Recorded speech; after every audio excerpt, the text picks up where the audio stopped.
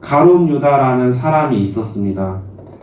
예수 그리스도의 제자 중 한 사람이었죠. 전통적으로 우리 교회들은 가룟 유다를 악의 축, 어둠의 권세, 마귀의 역사로 규정해왔습니다. 유다라는 사람은 기독교인들 입장에서 상당히 긍정할 수 없는 나쁜 인물이라고 생각할 수 있습니다.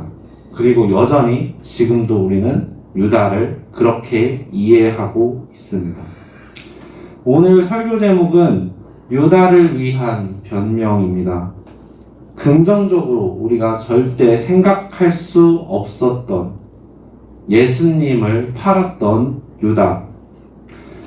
저희들은 매번 성서에서 유다의 모습을 보면서 왜 유다가 예수님을 팔았을까라는 의문을 가지기도 했습니다. 이제 과거 저는 이런 유다들의 모습을 보면서 많은 경험들을 하면서 점점 유다를 이해하게 되었는데 그 내용들을 좀 나누고자 합니다.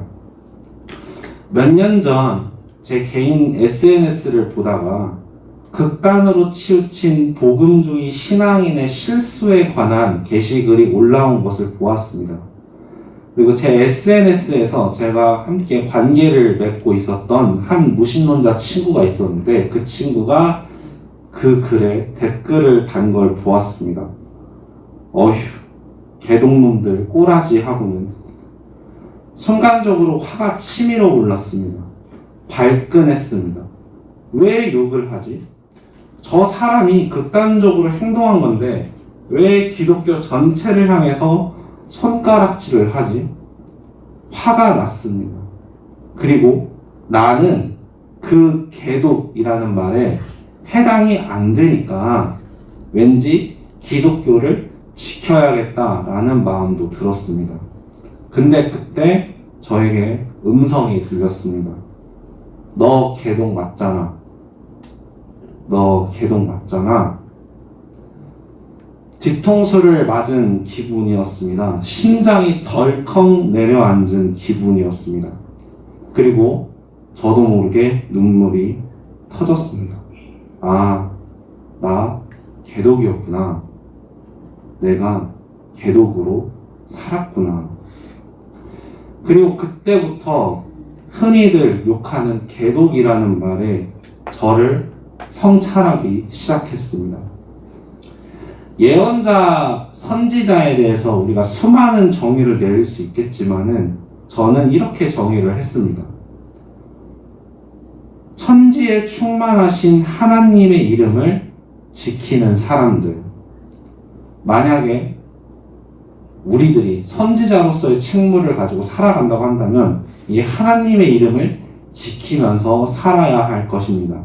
그런데 하나님의 이름을 지키지는 못할 망정 주님의 이름을 팔고 다닌 유다와 같은 삶을 살았던 것이죠.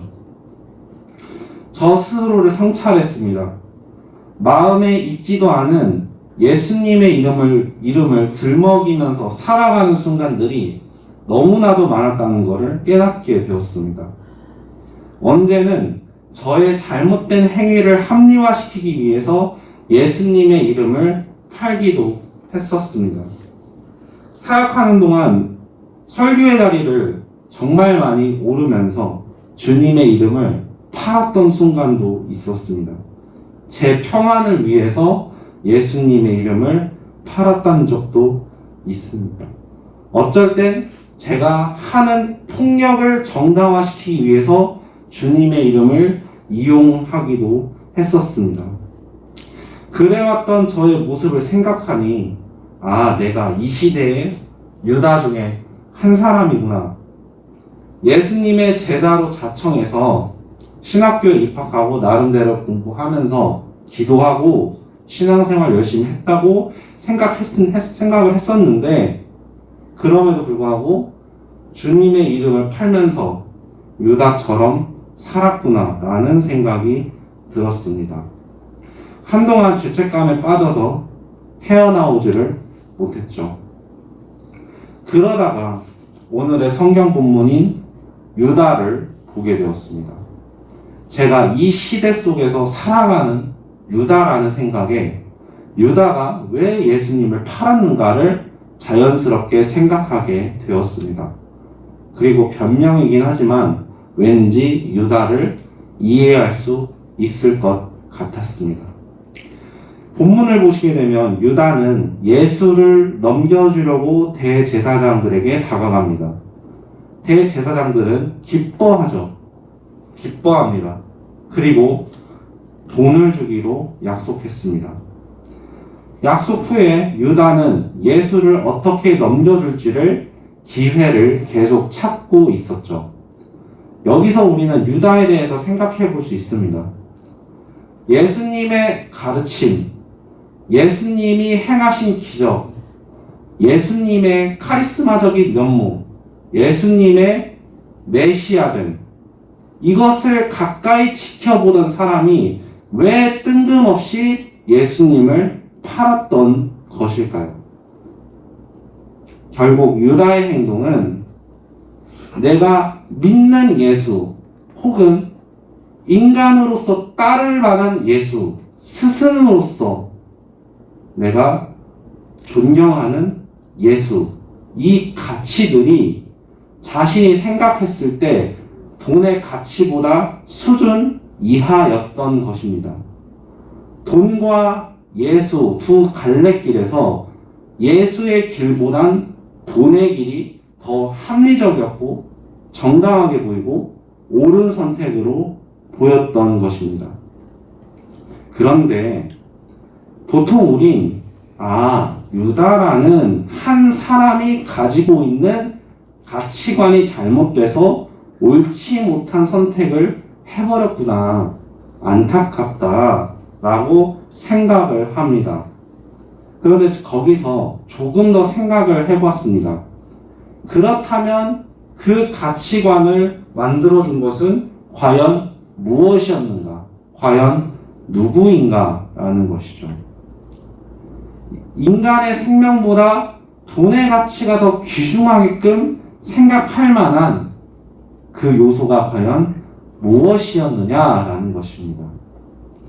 왜곡된 가치관을 알게 모르게 강요된 상황, 그 상황에 노출되어서 그 상황에 빠져버린 것은 아니었을까요? 그때부터 저는 유다가 피해자로 보이기 시작했습니다. 예수님을 판 시점에서 유다는 항상 가해자의 입장으로 우리는 읽어왔습니다.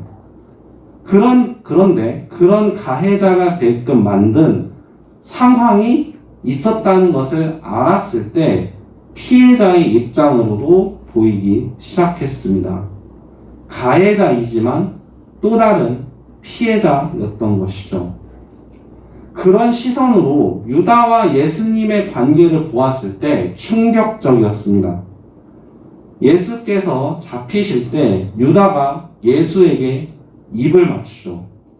그런데 사실 예수님은 유다가 자신을 팔 것을 알고 있었습니다. 그런데 예수님은 어떠한 저항이나 어떠한 분노 없이 유다의 행동을 용납하셨습니다. 왠지 유다가 가해자가 아니라 암울한 시대가 낳은 의도치 않은 피해자였던 것을 아신 것 같았습니다. 예수님은 유다를 가해자인 유다에 집중했던 것이 아니라 피해자인 유다에 집중했던 것이죠. 유다는 현재 바알이 지배하는, 마귀가 지배하는 사회, 그 가치관에 찌들어서 본래 하나님의 형상이었던 사람이 난도질 당한 피해자로 전락하게 된 것입니다. 오늘날도 마찬가지입니다. 인간의 생명보다 돈의 가치가 더 귀중해. 타인의 마음보다 나의 평안이 더 소중해. 잘못된 행위의 죄책감에 빠지지 말고 위로받고 교회 생활하는 게 훨씬 더 편해. 이런 생각들이 알게 모르게 우리에게 스며들어서 우리를 가해자이면서 피해자로 만들어 버립니다. 유다의 최후를 기억하십니까? 양심의 가책에 못 이겨서 목을 매달아 자살을 합니다. 사회 구조가 멀쩡한 사람을 가해자로 만들어 버릴 때 나올 수 있는 최악의 결과가 아닌가 생각이 듭니다. 혹은 피해자가 자신의 죄책감과 울분을 붙잡고 늘어질 때 일어날 수 있는 최악의 결과입니다. 유다는 그런 선택을 했죠. 이런 유다의 모습을 보면서 깨달은 내용이 있었습니다. 후회의 영역과 회개의 영역은 다르구나 라는 사실을. 후회의 영역은 우리가 개인적인 차원에서 계속 머물러 있는 거죠. 그런데 회개의 영역은 다릅니다. 우리는 언제나 회개를 달고 사는 사람들입니다. 회개의 영역은 하나님과 나 사이에서 풀어가는 것입니다. 회개를 하면서 자신을 뉘우치다 보면 자신의 저지른 죄를 묵상하기보다는 어느 기점부터 하나님을 묵상하게 되죠. 죄로부터 돌이켜서 앞으로 하나님 앞에서 내가 어떻게 바르게 설지를 다짐합니다. 그리고 하나님이 그런 힘을 허락하십니다. 유다는 사회구조 시스템에 난도질당한 피해자였습니다. 예수님도 그것을 아셨습니다. 그리고 유다뿐만이 아니리라 생각을 합니다. 오늘날 이 시대 속에서 수많은 가해자들이 존재합니다. 저도 그렇고 여러분들도 가해자가 되는 순간들이 많았으리라 생각을 합니다. 가해자를 용납하자는 것은 아닙니다. 단지 그 가해자들이 왜 생겨났는가, 그리고 예수님은 어떻게 바라보셨는가를 생각해 보자는 것입니다. 사회에서, 세상에서 알게 모르게 유입되는 하나님의 가치를, 성경의 가치를 매몰시키는 세속적인 가치들에게 익숙해지다가 가해자가 되어버립니다. 그리고 그 가해자는 시대에 의해 만들어졌고 예수께서는 그들을 불쌍히 여기셨습니다. 그런 만큼 우리 교회들도 그런 가해자들을 향해서 어떻게 바라보아야 할까라는 유다의 모습을 보게 됩니다. 피해자들에게는 선택의 갈림길이 있습니다. 후회할 것이냐, 회개할 것이냐. 하나님은 회개하기를 바라십니다. 유다가 만약 이 자리에서 회개했다면 예수님은 기뻐하셨을지 모르겠습니다. 과거보다 더 나은 존재로 나아갈 수 있는 시간, 그 기회, 그것이 필요하다는 것을 우리는 유다를 통해서 배울 수 있습니다. 혹시나 우리가 스스로를 돌이켜 봤을 때 내가 유다였던 순간이 있지 않았는가라는 생각이 듭니다. 그때만큼은 우리가 후회해서 머무는 것이 아니라 회개로 나아가서 하나님 앞에 새로운 힘을 얻고 하나님 앞에 나의 죄를 자복하여서 더욱더 예수님을 의지하는, 후회를 벗어버리고 새롭게 결단하는 우리 모두가 되기를 주님의 이름으로 축복합니다.